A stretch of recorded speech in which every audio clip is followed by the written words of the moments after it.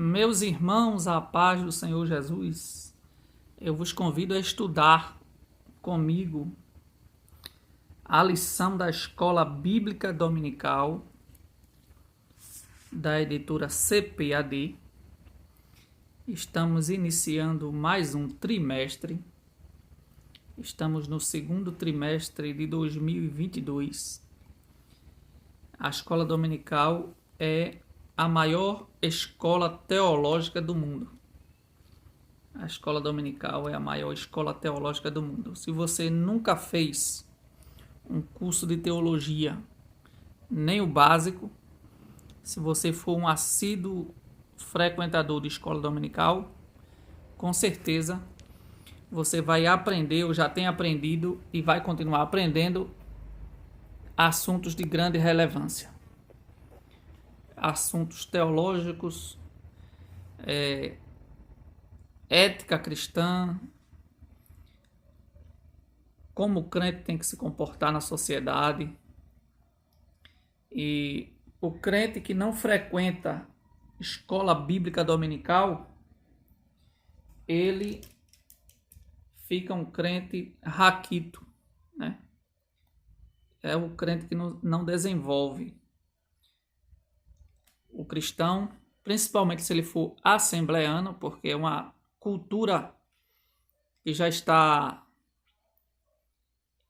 entranhada, né, nas Assembleias de Deus, é a escola dominical. Lamentavelmente, algumas Assembleias de Deus não estão dando tanta importância e tanto valor à escola dominical como antigamente, né? Antigamente as escolas dominicais eram mais frequentadas, eram mais cheias, as classes, as salas, os departamentos infantil, as classes de adolescentes, de jovens e as classes dos adultos. E é importante o pastor local, ou o pastor presidente da convenção e os pastores setoriais, como também os presbíteros ou os pastores das congregações locais, darem importância, valor à escola dominical, incentivo e também investir na escola dominical. Investir. Quando se vai construir um grande templo, ou uma nova igreja, um novo templo, muitas das vezes não é pensado no lado da escola dominical, né? Com classes mais equipadas, com espaço para o departamento infantil, porque precisamos formar as futuras gerações e investir no ensino das crianças. Bem, convido vocês a estudar comigo a lição desse trimestre, que é uma lição muito importante, um assunto muito maravilhoso, e eu aqui estou dando início à gravação de vídeos relacionados à escola dominical, às lições. Eu não tenho formação teológica, eu sou um leigo em algumas áreas, mas sou um frequentador da escola dominical há mais de 20 anos. Fazem mais de 20 anos que sou aluno da escola dominical e eu posso testificar para você que eu só tive a ganhar. Só tive a ganhar. E não me arrependo de ser um frequentador da escola dominical e nunca me arrependi. Tem pessoas que não gostam da escola dominical, mas não sabem elas o que estão perdendo para o seu crescimento espiritual e o seu crescimento no conhecimento da palavra de Deus. Desta feita, iremos estudar esta lição aqui. A lição do segundo trimestre, os valores do reino de Deus. Os valores do reino de Deus. A relevância do Sermão do Monte para a Igreja de Cristo. Já aprendemos esse mesmo assunto há alguns anos atrás, e como eu disse que eu já sou um frequentador da escola dominical há mais de 20 anos, no ano de 2001, também no segundo trimestre, aprendemos essa lição aqui. Sermões do Monte. A transparência da vida cristã, cujo comentarista foi o pastor Jeremias do Couto. Jeremias do Couto foi o comentarista dessa lição, e no decorrer do vídeo eu também vou falar uns pedacinhos dessa lição aqui, que todo irmão que tem essa lição pode também acompanhar e vai servir de auxílio para o estudo da nova lição. Estamos num trimestre maravilhoso. Vamos estudar agora no dia 3 de abril, se a escola na sua congregação for aos domingos, porque tem algumas congregações que são o dia de sábado à noite, e isso vai de acordo com a agenda da igreja, mas não interfere em nada no conteúdo do ensino. Na lição número 1, vamos aprender sobre o Sermão do Monte, o caráter do reino de Deus. O Sermão do Monte, o caráter do reino de Deus. Sabemos que no mundo existem vários reinos humanos, né? E cada reino tem a sua legislação, tem o seu padrão, tem o seu estatuto, tem as suas leis que regem aquele reino, né? Certo que os tempos dos reis já passaram, mas temos hoje o presidencialismo, né?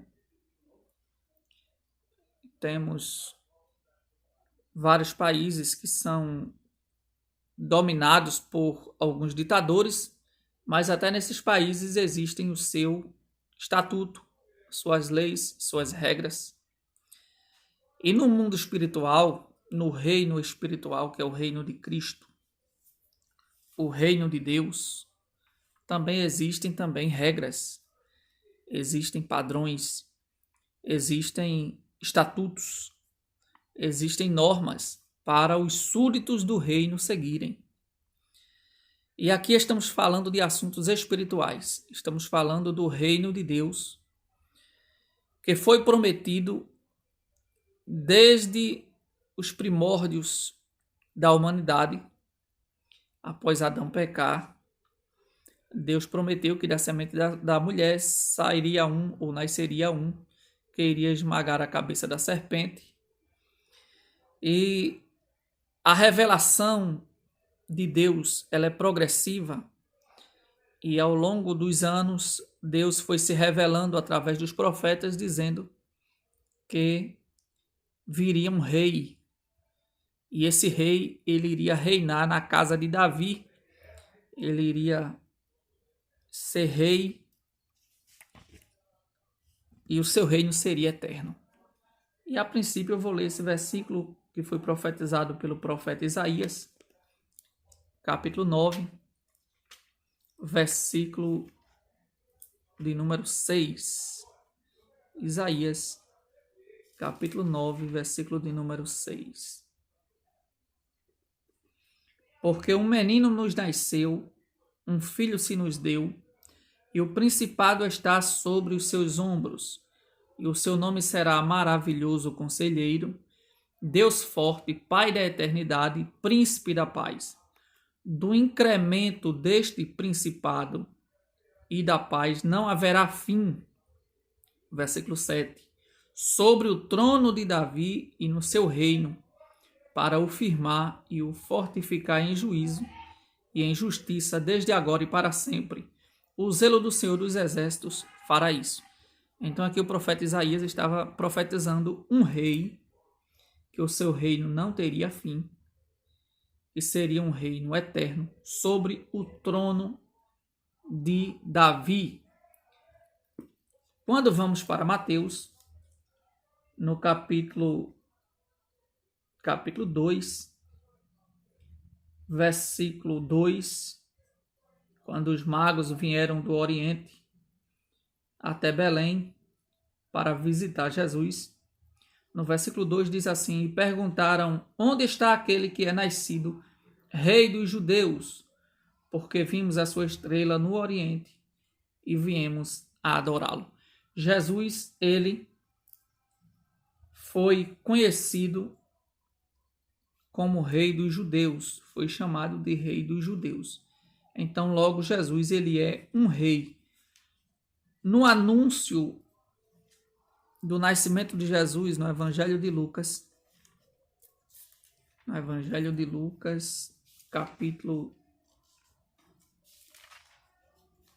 capítulo 1, quando o anjo anunciou o nascimento de Jesus a Maria, no capítulo 1, versículo 32 e o 33, diz assim as palavras que o anjo falou: este será grande e será chamado Filho do Altíssimo, e o Senhor Deus lhe dará o trono de Davi, seu pai, e reinará eternamente na casa de Jacó, e o seu reino não terá fim. Aqui está se referindo a Jesus, que seria rei e que o seu reino não teria fim. Quando João Batista começou, o precursor do Messias, começou a pregar o Evangelho, ou a vinda do Messias, no capítulo 3 e o versículo 2, João Batista, ele disse: arrependei-vos, porque é chegado o reino dos céus. O reino dos céus estaria sendo implantado ou inaugurado a partir da vinda do Messias à Terra.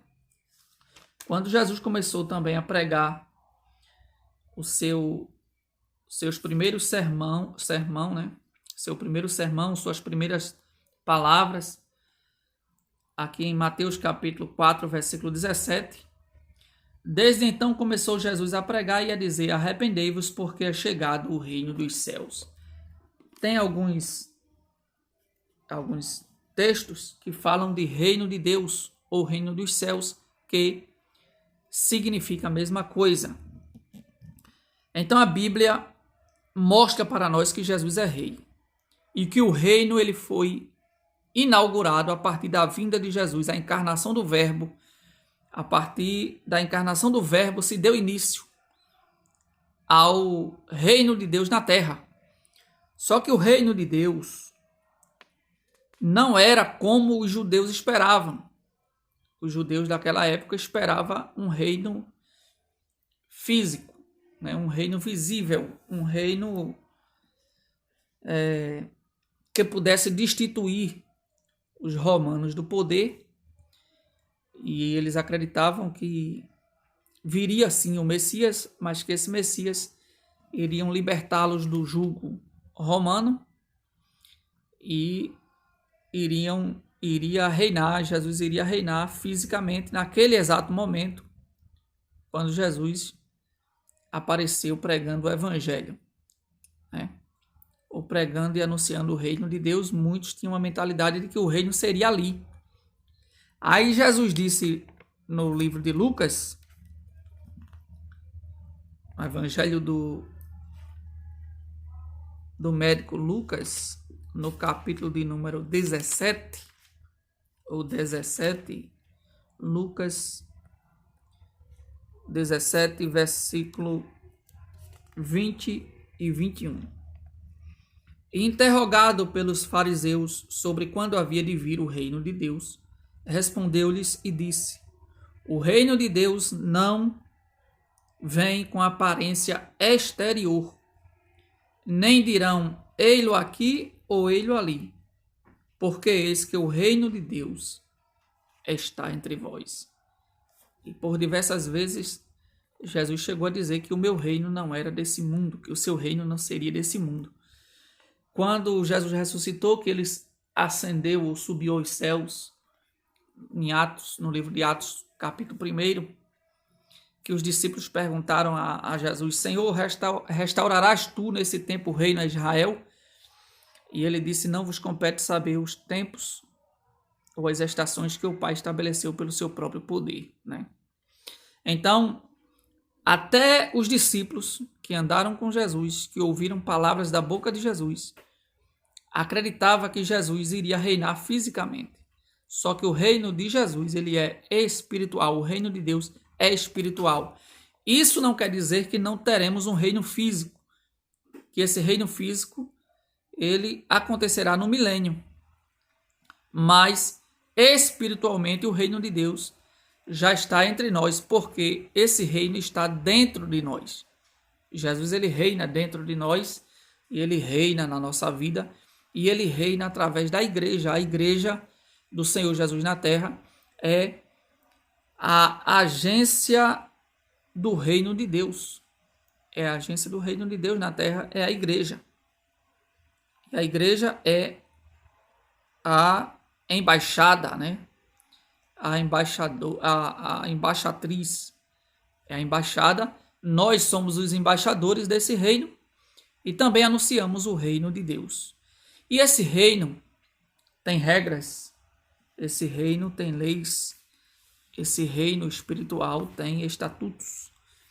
E o Sermão do Monte, o Sermão da Montanha, é a regra, o estatuto e a lei que o cristão que faz parte do reino de Deus deve seguir, deve praticar e deve obedecer. Na introdução da lição diz assim: o tema deste trimestre é o Sermão do Monte, ou Sermão da Montanha, considerado a alma do Evangelho. O ensino que Jesus transmitiu no monte se destaca pela sua dimensão prática e revela a essência de um verdadeiro seguidor de Cristo. O cristão que não segue ou que não vive a realidade do Sermão do Monte, ele jamais pode ser considerado discípulo de Cristo. Vamos ver o que diz no Evangelho de João, capítulo de número 8. João, capítulo de número 8, versículo de número 31. João 8 e 31. E Jesus dizia, pois, aos judeus que criam nele: se vós permanecerdes na minha palavra, verdadeiramente sereis meus discípulos. O que isso tem a ver com o Sermão do Monte? Tem a ver que se a pessoa ou o ouvinte, não só aos judeus, que Jesus estava se dirigindo aos judeus, mas qualquer pessoa que não permanecer na palavra de Jesus verdadeiramente, né, os que permanecem verdadeiramente serão seus discípulos, e os que não permanecem, os que não praticam, os que não fazem, não pode ser considerado discípulo de Jesus. João 13 e 35. João 13 e 35. Nisto todos conhecerão que sois meus discípulos se vos amardes uns aos outros. Ou seja, para ser um verdadeiro discípulo de Jesus, o cristão tem que amar o seu irmão, o seu próximo. E isso está inserido no Sermão do Monte. João, capítulo de número 15 e versículo de número 14. Vós sereis meus amigos se fizerdes o que eu vos mando. E Jesus mandou praticarmos muitas coisas boas lá no Sermão do Monte. Então, se a gente não praticar, não somos discípulos de Jesus. O Sermão do Monte, ele se inicia no capítulo 5 de Mateus e se estende até o capítulo 7. E o que me chama a atenção é a conclusão do sermão, é quando Jesus conclui todo o seu sermão. Aí ele entra na parábola do os dois construtores, ou os dois alicerces, sobre aqueles que escutam as palavras e praticam, e os que escutam e não praticam.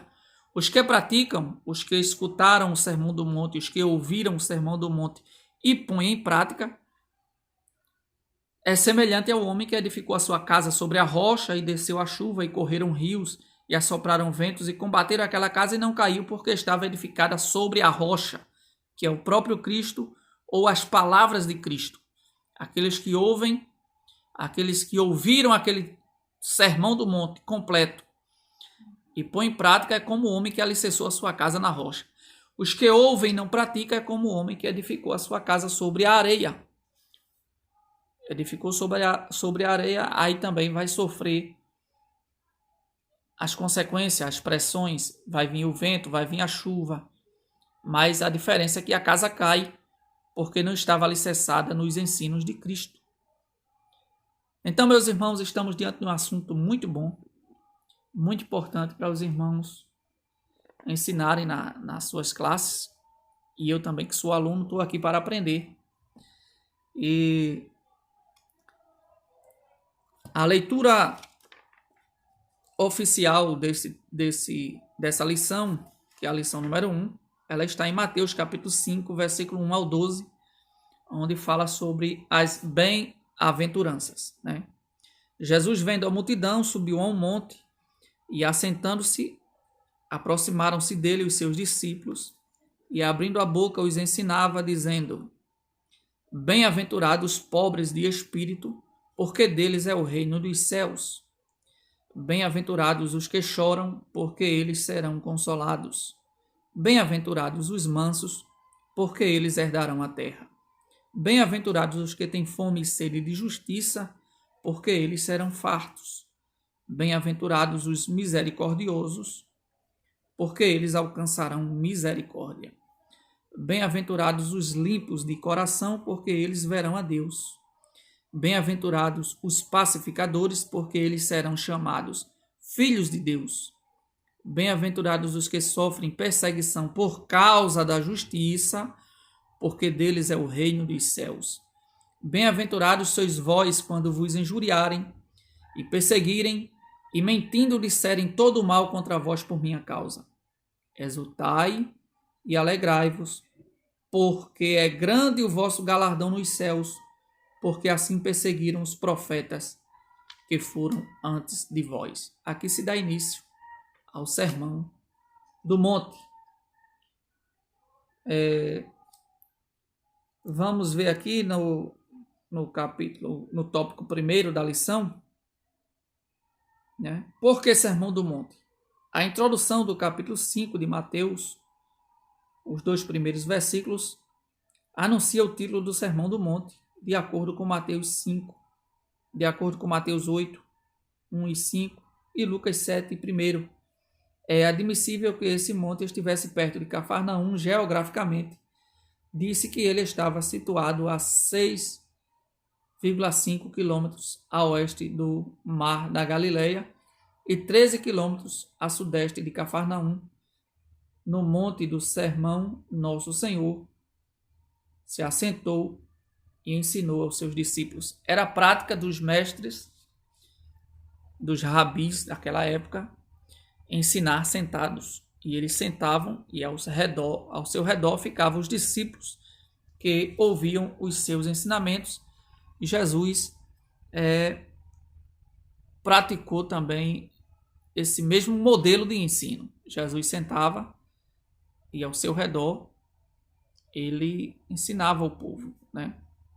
Há uma pequena controvérsia que muitos acham que há uma contradição entre o sermão de Mateus e o sermão de Lucas, né? Mas não há contradição alguma, porque lá chama Sermão da Planície, aqui Sermão do Monte, né?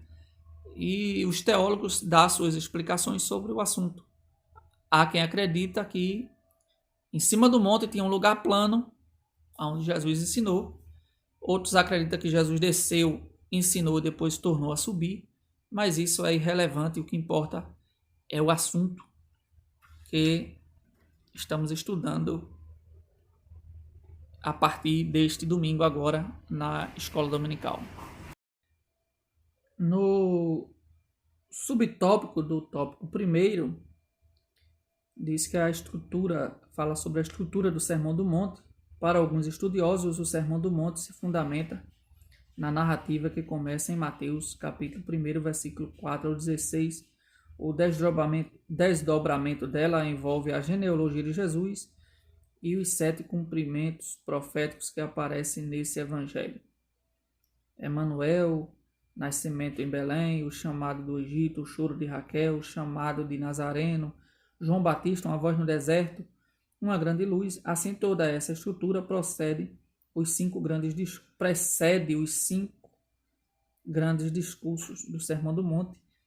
As bem-aventuranças, sal e luz, Jesus é o cumprimento da lei, os atos de justiça, declarações de sabedoria, como um desdobramento da narrativa messiânica do evangelista Mateus. O Sermão do Monte deve ser compreendido e valorizado a partir da autoridade messiânica de Jesus para chamar pessoas a viver uma vida nova no reino de Deus. A quem se destina o Sermão do Monte? Os ensinos do Sermão do Monte podem ser considerados princípios esboçados por Cristo que revelam a verdadeira característica do seu reino messiânico. A princípio, podemos dizer que o Sermão do Monte foi direcionado aos discípulos, mas também a boa parte da multidão que o ouvia. Mateus capítulo 7, versículo 28, Lucas capítulo 6, versículo 17. Portanto, o Sermão do Monte é destinado a todo crente que nasceu de novo. O homem que não nasceu de novo, o homem que ainda não conhece Cristo, o homem que não passou pela regeneração produzida pelo Espírito Santo, ele não consegue assimilar, nem entender, nem praticar o Sermão do Monte, visto que a natureza do homem é pecaminosa, caída e dominada pelo diabo e pelo pecado. Só pode colocar em prática esses ensinos e assimilar e aceitar os que nasceram de novo. Até porque o homem natural não compreende as coisas do Espírito, muito menos o homem carnal. E os ensinos que o Sermão do Monte trazem para nós, choca a natureza carnal, vai de encontro à natureza pecaminosa do homem, porque a natureza do homem, ela é mau. O homem não consegue amar o seu inimigo, o homem natural ou o homem carnal, ele não consegue amar o seu inimigo. O homem carnal, ele é egoísta, ele é soberbo, ele é prepotente. O homem carnal, ele cobiça, ele deseja, ele mente e é mentiroso. O homem carnal, ele não consegue praticar o que ensina o Sermão do Monte, porque ele é bravo, porque ele é iracundo, porque ele é agressivo. Mas os que nasceram de novo põem em prática o que Jesus ensinou. Então, meus irmãos, esses ensinos que está escrito aqui no Sermão do Monte serve para todo cristão nascido de novo.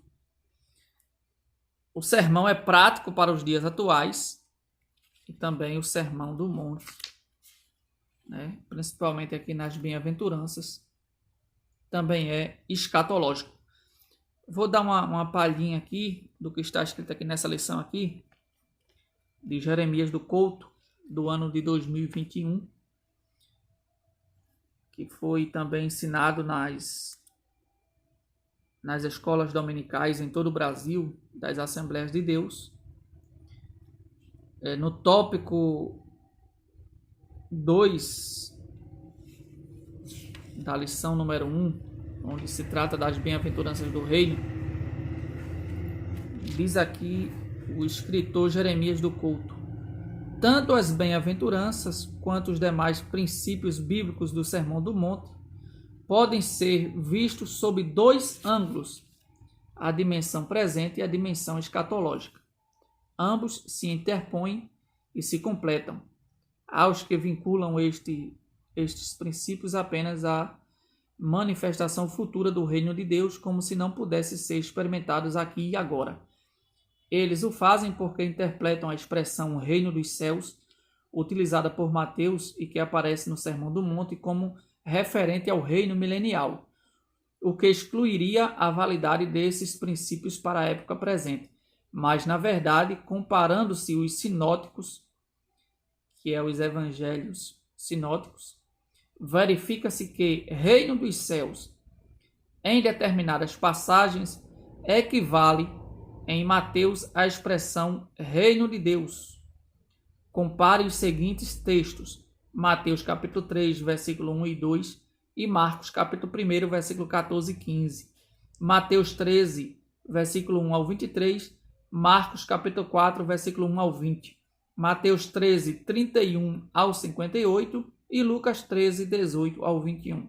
Ora, Jesus deixou claro que a chegada do reino de Deus é um ato presente na história. Portanto, se esta manifestação presente é uma verdade escriturística, não há como excluir desta era e situar apenas no futuro os ensinos éticos e as bênçãos proclamados no Sermão do Monte, entre as quais as bem-aventuranças. Então, os ensinos de Jesus são para hoje, porque o reino de Deus já está entre nós. O reino de Deus, ele entre nós na era de hoje, nos tempos de hoje, ele é invisível, mas escatologicamente ele será visível quando chegar o reino milenar de Cristo. No tópico primeiro aqui da antiga lição escrita por Jeremias do Couto, no subtópico do tópico primeiro, no segundo subtópico, onde ele fala sobre o propósito do sermão, ele diz aqui que o Sermão do Monte é a síntese do ensino de Cristo para o seu povo. Antes de a igreja consolidar-se como agente do reino de Deus na terra, antes de a igreja consolidar-se como agente do reino de Deus na terra, o Senhor tomou a iniciativa de descortinar ao núcleo apostólico através desta primeira grande explanação pedagógica as vigas mestras que constituem o modelo de vida cristã trazido pelo reino de Deus, isto é, a sua ética. Ele chama esses princípios, ou esse sermão, esses estudos do Sermão do Monte, como as vigas mestras que constituem o modelo de vida cristã. E Jesus, antes de ensinar a sua igreja, ele ensinou ao seu colégio apostólico que eles seriam aqueles que repassariam os ensinos de Jesus para os demais cristãos ao longo das suas vidas. E os que aprenderam deles passaram adiante e chegou até a nós e continuamos ensinando aquilo que Jesus ensinou. Falando ainda sobre a dimensão escatológica desse sermão, todavia, sob o ângulo escatológico, haverá um tempo em que o reino de Deus manifestar-se-á de forma física, como retrata Apocalipse capítulo 11 e versículo 15, quando então esses princípios e as bênçãos decorrentes serão experimentados de modo perfeito e absoluto. Por isso que Paulo disse, que hoje conhecemos em parte. Está lá em 1 Coríntios 13, versículo 9 e 10. E nos submetemos voluntariamente ao senhorio do reino do Filho do seu amor. Colossenses 1 e 13. Mas quando as etapas finais do plano de Deus tiverem seu cumprimento, seremos então introduzidos a essa nova dimensão do reino em que poderemos viver em toda a plenitude e justiça, a imagem perfeita de Cristo. E falando agora sobre para quem foi destinado, né? O Sermão do Monte, falamos que foi destinado não só para os primeiros ouvintes, mas para nós. Vamos dar prosseguimento aqui na nossa lição, no tópico 2, né? Partindo agora para o tópico 2 da lição. Mas antes eu quero ler a sinopse do tópico 1, né? O Sermão do Monte está estruturado em 5 grandes discursos proferidos por Jesus Cristo e tem como público-alvo todo crente que nasceu de novo. Partindo agora para o tópico 2, as bem-aventuranças e o caráter dos filhos de Deus. O que são as bem-aventuranças? A expressão bem-aventurados é um adjetivo plural grego, makarioi, que significa felizes. Essa expressão trata das qualidades presentes na vida dos que dependem de Deus, que estão sob seu domínio e soberania e seguem a Jesus com sinceridade. Então, essa expressão, bem-aventurados, é um adjetivo plural grego, makarioi, que significa felizes. Essa expressão trata das qualidades presentes na vida dos que dependem de Deus. Não faz parte da vida de todos, mas daqueles que dependem unicamente e exclusivamente de Deus, aqueles que fizeram uma entrega total. Eu vou ler aqui o que diz a nota de rodapé da Bíblia de Estudo King James atualizada. Capítulo 5, onde fala sobre as bem-aventuranças.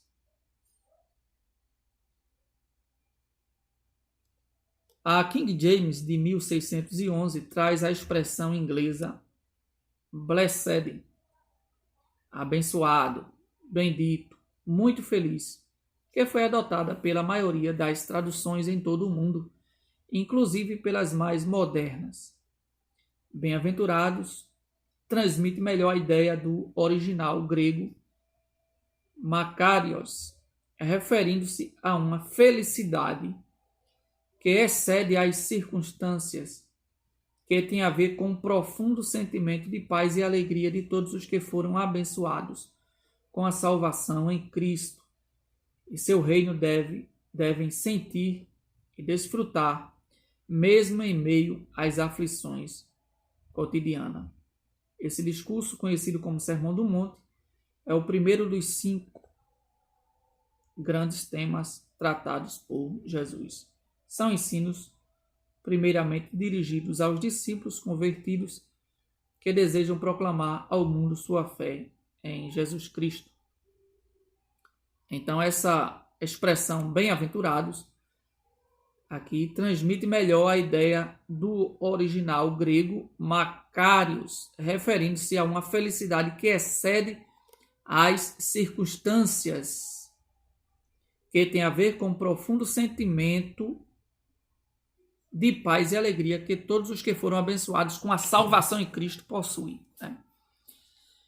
Não é um simplesmente estou feliz ou eu sou feliz, mas é um sentimento profundo, está arraigado no coração daqueles que professam, aqueles que aceitaram a Cristo, aqueles que receberam a salvação e o novo nascimento.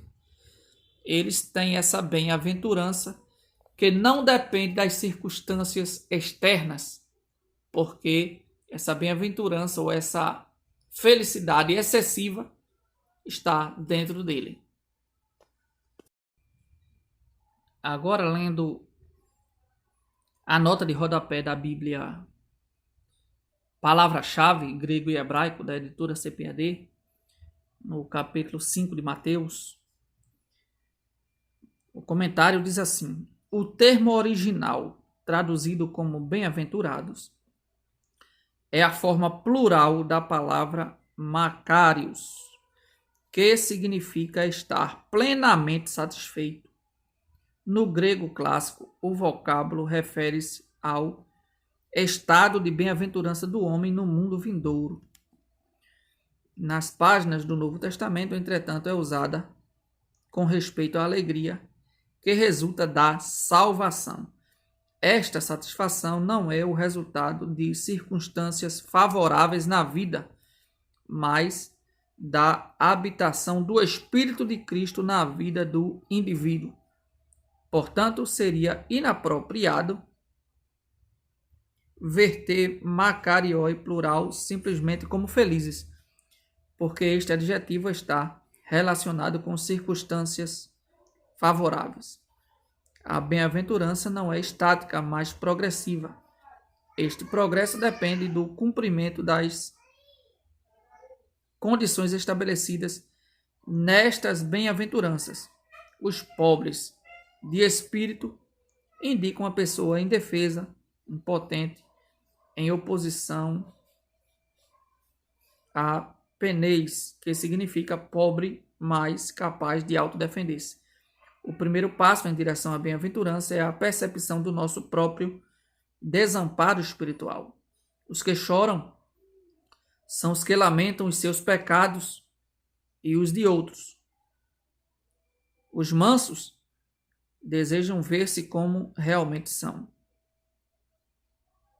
Este conceito que eles têm de si mesmo está evidenciado na submissão a Deus e à sua palavra, bem como nas suas atitudes com os outros. A expressão os que têm fome é melhor traduzido como os famintos. Isto indica uma satisfação constante e recorrente com a justiça de Deus. O alimento que se recebe quando estamos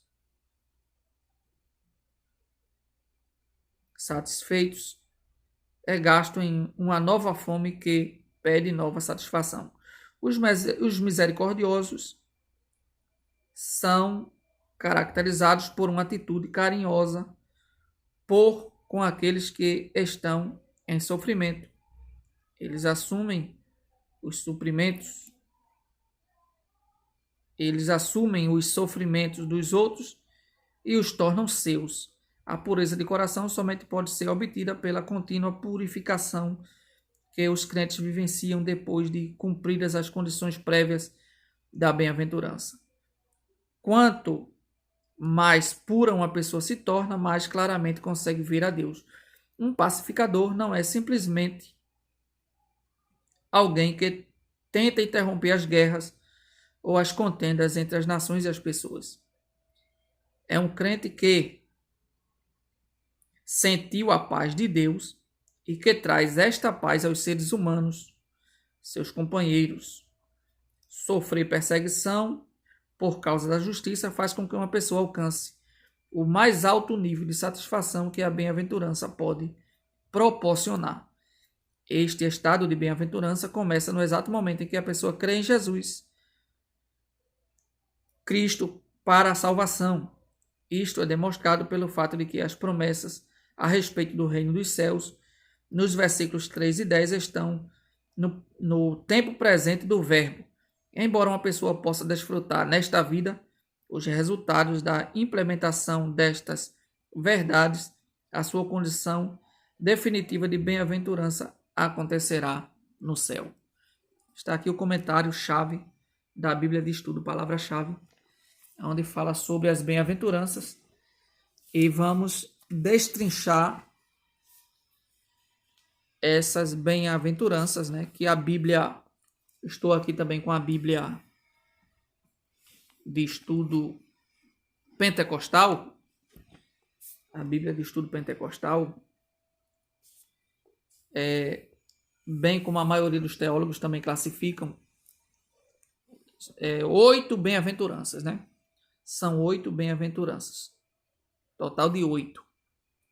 8 bem-aventuranças. Né?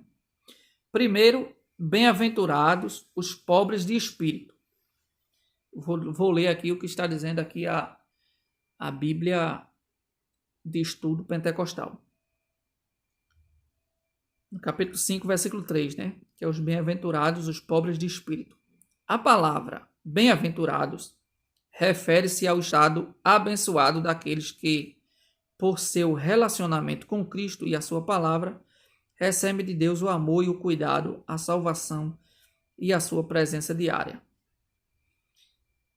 Há certas condições necessárias para recebermos as bênçãos do reino de Deus. Para recebê-las, devemos viver segundo os padrões revelados por Deus nas Escrituras e nunca pelos do mundo. A primeira dessas condições é ser pobre de espírito, o que significa reconhecermos que não temos qualquer autossuficiência espiritual, que dependemos da vida do Espírito, do poder e graça divinos para podermos herdar o reino de Deus. Então a expressão pobre de espírito é aquela pessoa que não se acha autossuficiente. É a pessoa que não se acha digna nem capaz de herdar o reino de Deus por conta própria. É as pessoas que se despojaram do seu orgulho. Na revista de 2011 aqui, do pastor Jeremias do Couto, no tópico 3, quando ele fala sobre esse versículo 3, que é os pobres de espírito, ele diz assim: a primeira das bem-aventuranças requer o despojamento de espírito. No grego, a ideia implica desenvolver a capacidade de esvaziar-se de todos os sentimentos que predispõem o homem a viver de forma egoísta. É não subjugar-se, é não julgar-se autossuficiente, mas está disposto a abrir mão de si mesmo pela promessa da recompensa vindoura.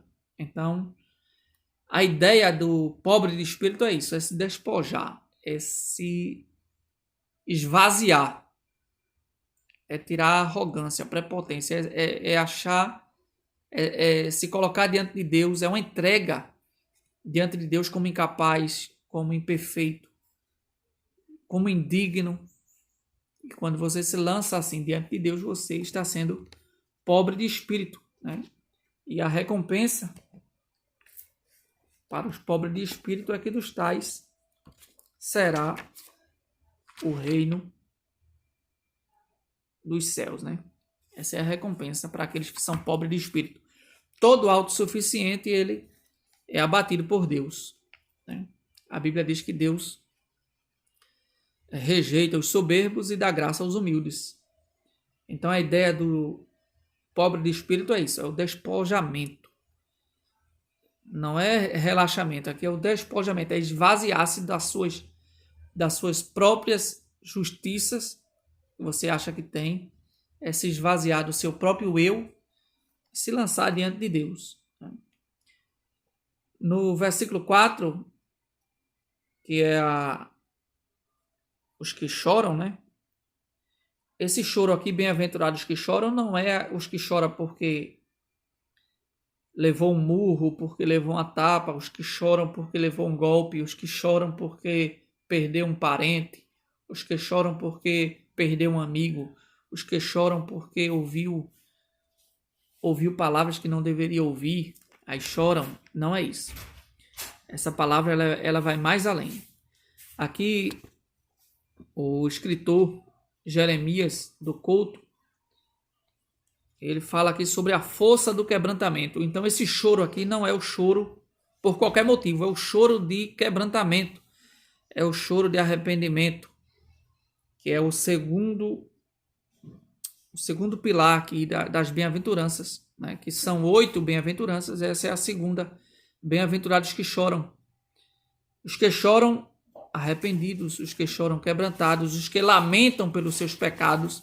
É por isso que me parece que foi o apóstolo Tiago que disse que devíamos chorar e lamentar pelos nossos pecados, né? Então o escritor Jeremias do Couto diz aqui: a segunda bem-aventurança nos leva ao quebrantamento. Aqui a ideia não é a da autocomiseração, em que o indivíduo se entrega a um estado de lamúria pela própria sorte.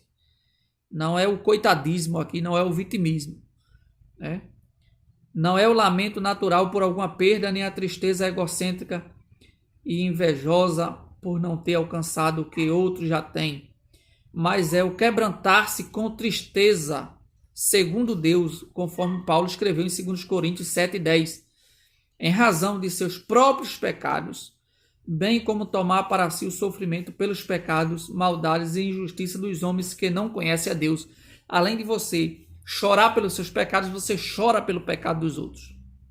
Lamenta pela desgraça que está o mundo, afundada no pecado, no lamaçal do pecado.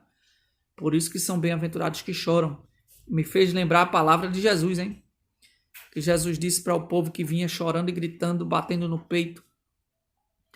Atrás dele, Jesus disse para aquelas mulheres: chorai antes pelos vossos pecados, né? Pelos vossos filhos e pelos vossos pecados, é que vocês devem chorar. Então, meus irmãos, a terceira bem-aventurança ressalta a força da mansidão. Ela se contrapõe ao ódio, à violência e ao estilo agressivo das conquistas humanas. Parece um paradoxo, mas quando os de espírito brando despontam, inibem atitudes que poderiam desaguar em conflitos e tragédias. Aqui a terceira bem-aventurança é sobre a mansidão. A quarta bem-aventurança revela que a justiça deve ser um profundo anseio de todo crente. Fome e sede são termos que denotam extrema necessidade, tal qual o organismo faminto e sedento. O cristão não desfrutará da verdadeira calma e paz de espírito enquanto não sentir-se saciado da presença de Deus, o que implica viver não só em retidão espiritual, mas em não conformar-se com as injustiças e opressões que prevalecem no mundo. Essa fome e sede de justiça não significa vingança. Tem gente que confunde as coisas e acha que fome e sede de justiça significa vingar-se, né? Mas não é isso. Ou ver a vingança sobre alguém. Não é isso. Essa fome e sede de justiça é justamente você praticar a justiça. A Bíblia diz no livro de Tiago, na carta de Tiago, que a justiça do homem, né? A ira do homem não opera a justiça de Deus. Esse versículo, deixa eu ver onde é que está, vou ler. Tiago,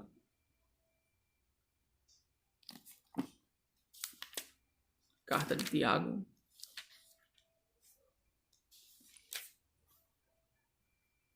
deixa eu ver se eu acho esse versículo aqui. Mas a carta de Tiago diz que a ira do homem não opera a justiça de Deus.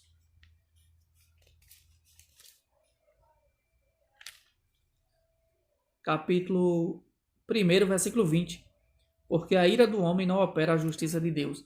Então essa ira humana, ela não faz parte da justiça de Deus, né? E quando a Bíblia diz que são bem-aventurados que têm fome e sede de justiça, está se referindo aos que anelam pela justiça divina e não a do homem. A justiça de Deus, você quando tem fome e sede da justiça de Deus, você é o primeiro a praticar essa justiça. Você faz justiça, você é justo, você é honesto, você anda certo, você anda na linha. E você é um exemplo, você é um espelho para outras pessoas. A quinta bem-aventurança fala sobre os que praticam a misericórdia, né? Bem-aventurados os misericordiosos. Quem experimenta esta bem-aventurança é porque está em harmonia com as demais. Misericórdia é o ato de ser compassivo com o próximo em seu estado de carência espiritual, moral e social. Ora, só se chega a esse passo quem é capaz de esvaziar-se, quebrantar-se, ter um espírito brando e amar a justiça. Apenas estes conseguem ser misericordiosos em suas vidas, aplicar-se-á a lei da semeadura e da colheita. Por terem exercido a misericórdia, serão também por ela alcançados. Gálatas capítulo 6, versículo 7. A outra bem-aventurança, que é a sexta bem-aventurança, né? Fala que é bem-aventurado os limpos de coração. Convém lembrar que pureza de coração não se trata de algo apenas externo e aparente, unicamente com o fim de ser apreciado pelos homens, a exemplo dos fariseus, pois o termo coração na Bíblia traduz a ideia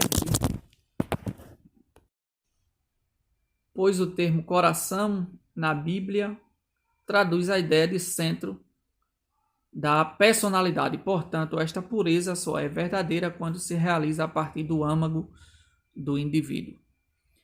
A sétima bem-aventurança, que são bem-aventurados pacificadores, não significa necessariamente aquele que aparta uma briga, ou que vai apartar ou quer trazer a paz para uma guerra, né?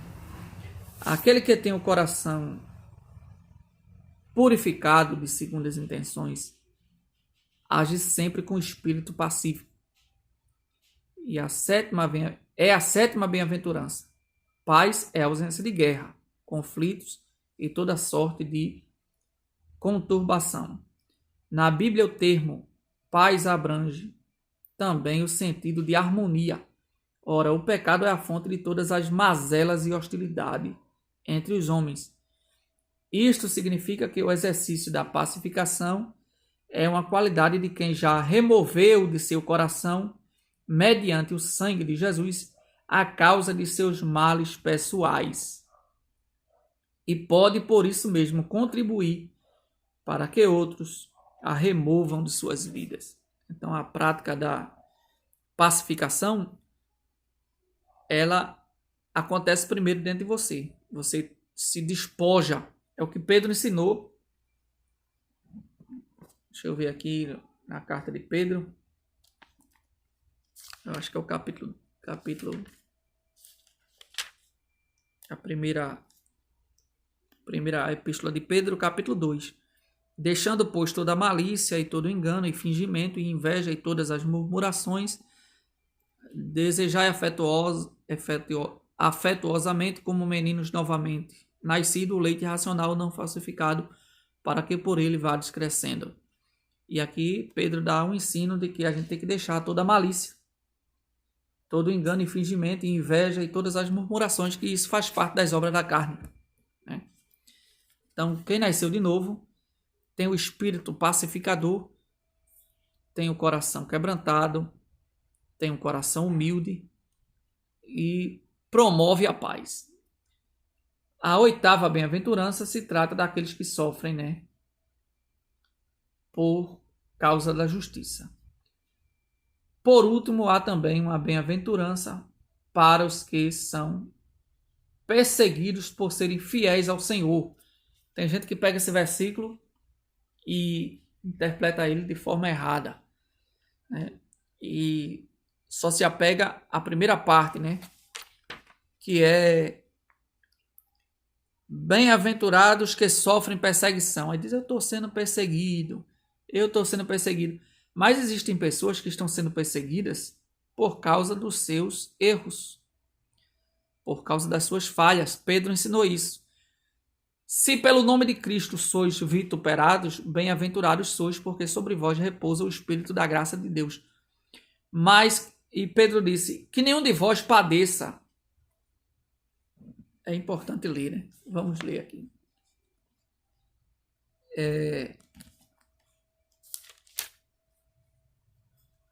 Carta de Pedro, me parece que é a segunda epístola ou é a primeira?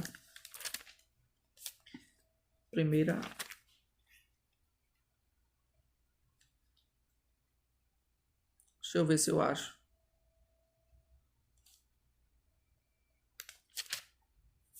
Deixa eu ver se é a segunda epístola. Eu acho que é a primeira Pedro mesmo, capítulo 4. Primeira Epístola de Pedro, capítulo 4, versículo 14 por diante. Se pelo nome de Cristo sois vituperados, bem-aventurados sois, porque sobre vós repousa o Espírito da glória de Deus. Que nenhum de vós padeça como homicida, ou ladrão, ou malfeitor, ou como que se entremete em negócios alheios. Mas se padece como cristão, não se envergonhe, antes glorifique a Deus nesta parte, porque já é tempo que comece o julgamento pela casa de Deus, e se primeiro começa por nós, qual será o fim daqueles que são desobedientes ao Evangelho de Deus? Então o apóstolo Pedro está ensinando para os cristãos que nenhum de vós padeça como homicida, como ladrão, como malfeitor, mas se você é justo, se você é honesto, se você faz a vontade de Deus e padece, você é bem-aventurado. Certamente Pedro estava se lembrando aqui do Sermão do Monte, que ele ouviu da boca de Jesus, que era bem-aventurados que sofrem perseguições. E Jesus não disse que era qualquer tipo de perseguição. Jesus especificou: bem-aventurados sois vós, bem-aventurados os que sofrem perseguição por causa da justiça. Ou seja, você fazendo o que é certo, alguém odeia, alguém tem raiva, alguém não gosta, aí começa a lhe perseguir, porque a luz odeia as trevas. Então alguém, ou você for vítima de injustiças porque está fazendo as coisas certas, você é bem-aventurado. E Jesus complementa dizendo, no versículo 11, bem-aventurados sois vós quando vos injuriarem e perseguirem e mentindo disserem todo o mal contra vós por minha causa. Ou seja, aquele que é vítima de calúnias. Alguém mente a respeito de você por causa do evangelho, lhe persegue, falam tudo de mal contra você, como falaram do próprio Jesus. Chamaram Jesus de beberrão, de comilão, disseram que Jesus enganava o povo, disseram que Jesus expulsava demônios pelo príncipe dos demônios, Beelzebu. Então, Jesus foi perseguido por causa da justiça. Aí Jesus disse: exultai e alegrai-vos, porque é grande o vosso galardão nos céus, porque assim perseguiram os profetas que foram antes de vós. Os verdadeiros profetas do Senhor foram perseguidos por causa da verdade, por causa da justiça, por querer a justiça, por ter fome e sede de justiça. Se você é perseguido, se você você é maltratado porque pratica as coisas erradas, você não é bem-aventurado. Mas se você é honesto, servo de Deus, faz as coisas certas, procura agradar a Deus e andar dentro da palavra, e se você é perseguido por causa disso, Jesus mandou você exultar. Exultar significa pular de alegria. Não é só se alegrar, é pular, é uma alegria excessiva. Por quê? Grande é o teu galardão nos céus. E aqui estamos já próximo a terminar, mais uma lição. Somos bem-aventurados porque somos servo de Deus. A sinopse do tópico 2 da lição diz aqui: cada bem-aventurança é um traço do caráter de quem vive os valores do reino de Deus. A sinopse do tópico 3, o Sermão do Monte, esclarece que as bem-aventuranças são a verdadeira felicidade para quem nasceu de novo. E vou ler aqui a conclusão. O Sermão do Monte é a base ética do reino de Deus. Nele constatamos o lado divino de uma atitude amorosa do cristão para com Deus, bem como para com o próximo. Se cada crente fizesse do Sermão do Monte o seu norte ético de vida, as polêmicas não teriam lugar entre nós, não haveria espaço para meras opiniões intelectivas, visto que o propósito desse sermão é que cada crente seja como Deus quer que ele seja. Amém? Se você tem a Bíblia de Estudo Pentecostal, abra em Mateus capítulo 5, aí você vai para os comentários e você vai ver especificando aqui as 8 bem-aventuranças, né? Bem-aventurados os pobres de espírito, os que choram, os mansos, fome e sede de justiça, os misericordiosos, os limpos de coração, os pacificadores e os perseguidos por causa da justiça. E aqui tem as explicações para você se aprofundar no assunto. Deus abençoe a todos, em nome de Jesus.